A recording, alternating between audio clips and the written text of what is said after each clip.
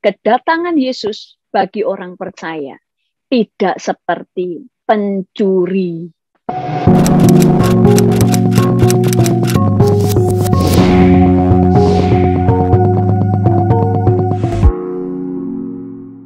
Tetapi tentang zaman dan masa, saudara-saudara, tidak perlu dituliskan kepadamu. Karena kamu sendiri tahu benar-benar bahwa hari Tuhan datang seperti pencuri.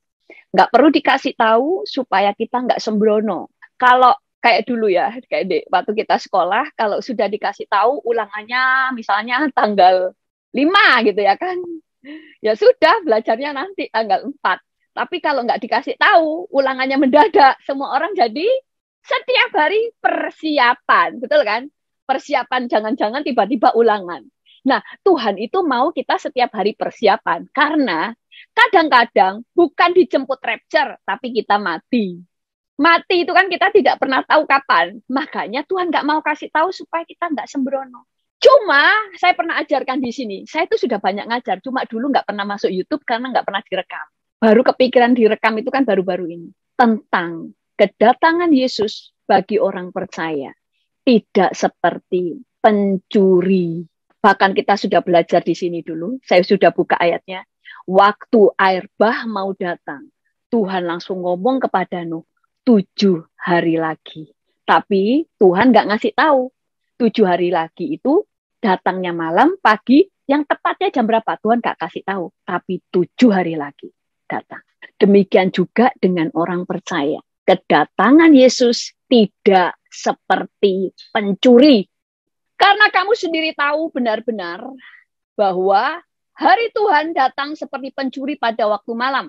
Apabila mereka mengatakannya semuanya damai dan aman, maka tiba-tiba mereka ditimpa oleh kebinasaan seperti seorang perempuan yang ambil ditimpa oleh sakit bersalin. Mereka pasti tidak akan luput. Tetapi kamu, saudara-saudara, kamu tidak hidup di dalam kegelapan, sehingga hari itu tiba-tiba mendatangi kamu seperti pencuri. Jadi, bagi orang dunia, kedatangan Tuhan seperti pencuri. Tetapi kamu tidak hidup dalam kegelapan, sehingga hari itu tiba-tiba mendatangi kamu seperti pencuri. Berarti kedatangan Yesus tidak seperti pencuri. Karena kamu semua adalah anak-anak terang dan anak-anak siang. Kita bukanlah anak-anak malam atau orang-orang kegelapan. Karena Allah tidak menetapkan kita untuk ditimpa murka, tetapi untuk beroleh keselamatan oleh Yesus Kristus Tuhan kita. Saat antikris itu murka Allah turun. Murka Allah turun. Makanya di masa antikris itu nggak cuma ketemu dengan iblis, robot-robot yang sudah, yang Yohanes berkata menjadi diberi nyawa. Kenapa robot-robot ini hidup dalam artian dikuasai roh jahat. Jai langkung aja bisa hidup, betul? Kalau dikuasai roh jahat, robot-robot ini dikuasai roh jahat dan ada diberi kecerdasan buatan artificial intelligence, sehingga dia sangat cerdas, dia bisa membaca segala sesuatu dengan akurat, dia pun tidak bisa lelah, tidak punya sakit, tidak bisa mati, tidak bisa lapar, dia tidak bisa ngos-ngosan. Kalau saudara dikejar bisa ngos-ngosan, binatang ngejar saudara bisa ngos-ngosan, tapi robot tidak bisa ngos-ngosan. Belum lagi ketemu dengan murka Allah. Jadi masa itu dikatakan masa kesusahan besar seperti tidak pernah terjadi sebelumnya. Karena semua campur aduk. Ketemu murka Allah, ketemu robot-robot, ketemu pemerintahan antikris, dikejar-kejar antikris yang mencari orang yang belum menerima tanda, roh-roh jahat, semuanya bercampur aduk.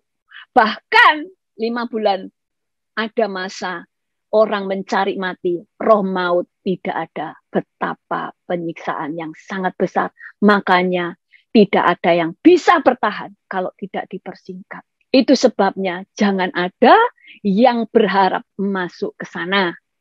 Nah, kemudian tadi dikatakan, ayatnya tadi, sebenarnya Tuhan itu memang tidak menetapkan kita untuk ditimpa murka, tetapi ada banyak orang yang memang tidak bisa direpjar.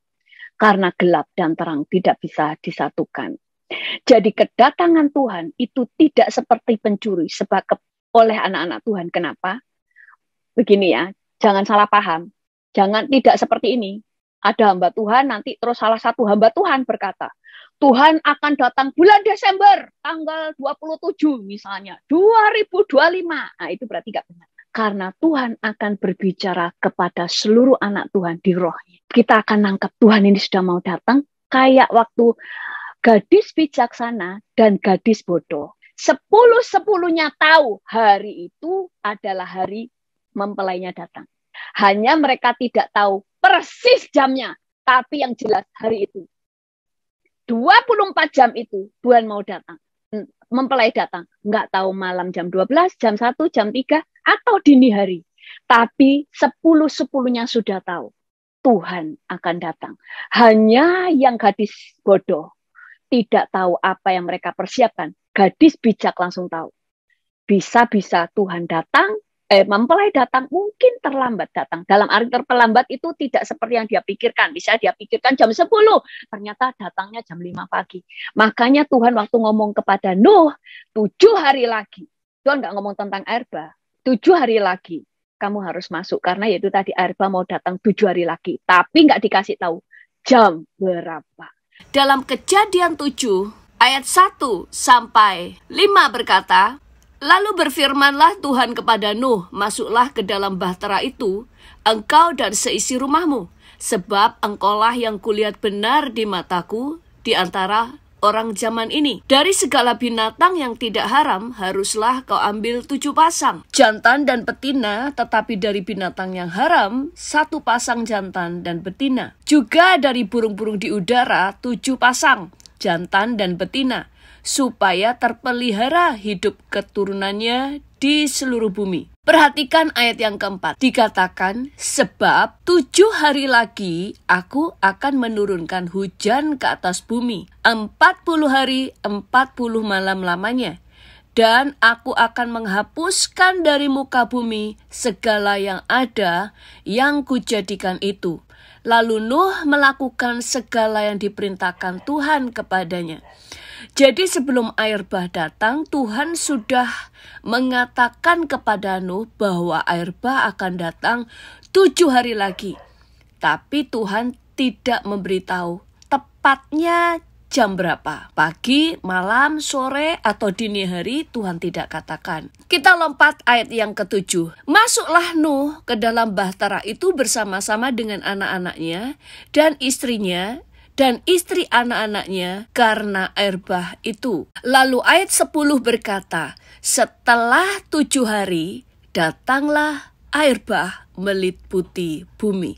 Jadi Tuhan sudah mengatakan lebih dahulu kepada Nuh bahwa 7 hari lagi Tuhan air bah akan datang. Dan benar-benar 7 hari setelah Tuhan berbicara kepada Nuh, air bah itu datang. Nuh tahu 7 hari lagi bah datang. Makanya sebelum hari ke-7 dia sudah masuk bahtera.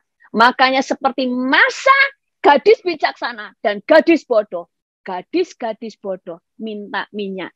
Ada saat di mana setiap orang Kristen nggak bisa cari hamba Tuhan untuk minta didoakan. Orang Kristen yang mengandalkan minta didoakan. Mencari urapan kekayaan.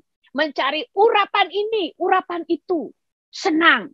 Bukan nggak boleh, tetapi kalau hanya itu yang dibangun, tanpa membangun pengetahuan firman, maka sekarang ini firman dibagikan di mana-mana. Karena Tuhan mau engkau penuh pengetahuan, sehingga engkau tahu cara mengerjakannya dalam hidupmu, bagaimana membangun imanmu. Tapi kalau yang dicari cuma mimpi, penglihatan, bukan pengajaran, Alkitab berkata, carilah dahulu kerajaan Allah dan kebenaran. Kebenaran ini bukan tentang mimpi, tapi pengajaran. Firman Tuhan juga berkata, jemaat mula-mula dibangun di atas para rasul, baru para nabi. Rasul dulu, baru nabi. Kan firman Tuhan katakan, jemaat mula-mula bertekun setiap hari dalam pengajaran rasul-rasul. Jadi pengajaran dulu, baru tentang nubuatan dan mimpi. Urutannya jelas. Di atas para rasul dan para nabi. Makanya orang Kristen yang cuma seperti itu, dia tidak akan bisa bertahan. Seperti gadis-gadis bodoh. dia sudah terbiasa mengandalkan orang lain. Toh nanti kalau minyaknya habis, bisa minta kepada orang lain. Toh kalau saya nanti kemudian punya masalah, tinggal konseling. Orang lain yang mikirin masalahku. Saya punya masalah, datang ke hamba Tuhan. Biar hamba Tuhan yang mendoakan dan mereka yang puasa untuk aku. Dulu ada hamba Tuhan cerita. Ada jemaatnya bilang gini, Pak, saya punya pergumulan, tolong Pak, Bapak mendoakan saya, tolong Pak, Bapak berdoa puasa. Hamba Tuhan ini karena mengasihi dia doa puasa. Terus dia lihat jemaatnya itu doa, dia itu doa puasa 3 hari. Jemaatnya jalan-jalan ke mall sama keluarganya, vacation, santai-santai. Terus hamba Tuhan gini, enak sekali aku doa puasa, dia jalan-jalan. Padahal yang punya masalah dia, masalah ditumpuk ke dia, ke hamba Tuhan ini. Masalahnya dikasih saya yang doa puasa, dia yang jalan-jalan. Nah ini kayak gadis bodoh. Di dalam Wahyu 11 ayat 1-3 dikatakan begini. Kemudian diberikanlah kepadaku sebatang buluh seperti tongkat, pengukur rupanya. Dengan kata-kata yang berikut. Bangunlah dan ukurlah bait suci Allah dan mezbah. Dan mereka yang beribadah di dalamnya. Tetapi kecualikan pelataran bait suci yang di sebelah luar. Dikatakan kecualikan pelataran bait suci yang di sebelah luar. Pelataran itu halaman. Janganlah engkau mengukurnya karena ia telah diberikan kepada bangsa-bangsa lain dan mereka akan diinjak-injak. Kota suci 42 bulan lamanya, yaitu 3,5 tahun. Dan aku akan memberi tugas kepada 2 saksiku supaya mereka bernubuat sambil berkabung 1260 hari lamanya. Dikatakan Tuhan menyuruh malaikatnya mengambil bulu-bulu itu kayak ukuran ya, seperti tongkat pengukur rupanya. Dengan kata-kata berikut, bangunlah, ukurlah bait suci Allah dan mezbah yang mereka beribadah.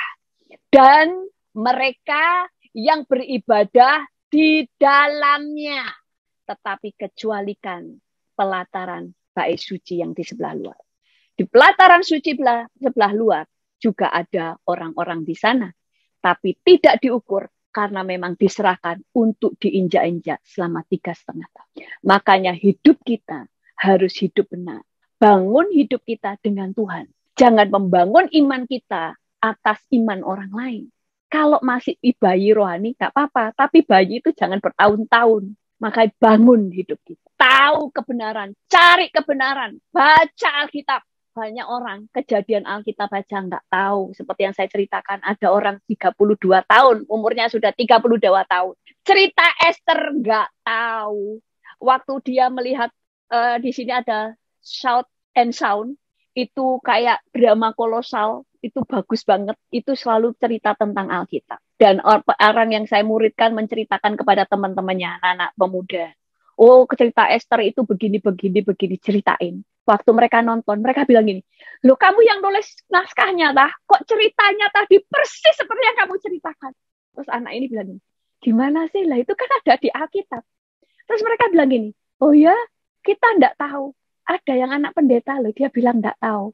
Sampai saya mikir 32 tahun jadi Kristen, kemana saja cerita Esther aja enggak tahu. Lalu kenapa bagi anak-anak terang atau anak-anak Tuhan yang melekat kepada Tuhan, kedatangan Yesus tidak seperti pencuri? Kita baca di dalam 1 Korintus 2 ayat 11. Berkata, siapa gerangan di antara manusia yang tahu apa yang terdapat di dalam diri manusia selain roh manusia sendiri yang ada di dalam dia?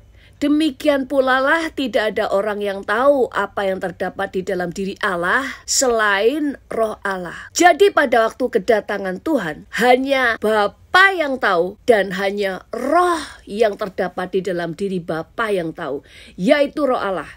Maka roh Allah akan memberitahu kepada kita seperti sebuah alarm pada anak-anak Tuhan di seluruh dunia, serentak seperti sebuah alarm atau sangkakala di dalam roh kita, sehingga setiap orang yang melekat kepada Tuhan bisa merasakan bahwa kedatangan Tuhan segera terjadi. Makanya kita semuanya harus membangun hidup kita. Amin.